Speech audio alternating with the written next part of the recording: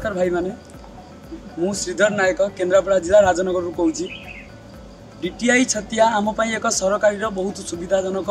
HMB driving licence जो मैंने बनवाई चाहूँगी से मैंने आसी एचएमबी ड्राइविंग लाइसेंस बिना शुल्क बनई पारे। यह सरकार द्वारा सबू फ्री रे एठी योजना चलुची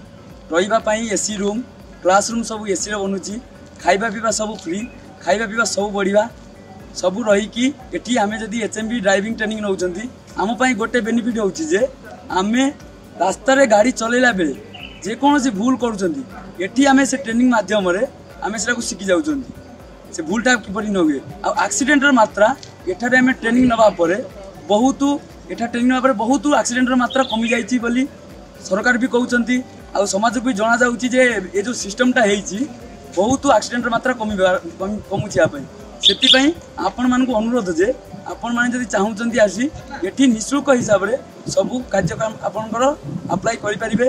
आउ ये निःशुल्क ये ट्रेनिंगटा 30 दिन एचएमबी 30 दिन ट्रेनिंग आपण मैंने नहीं पारे।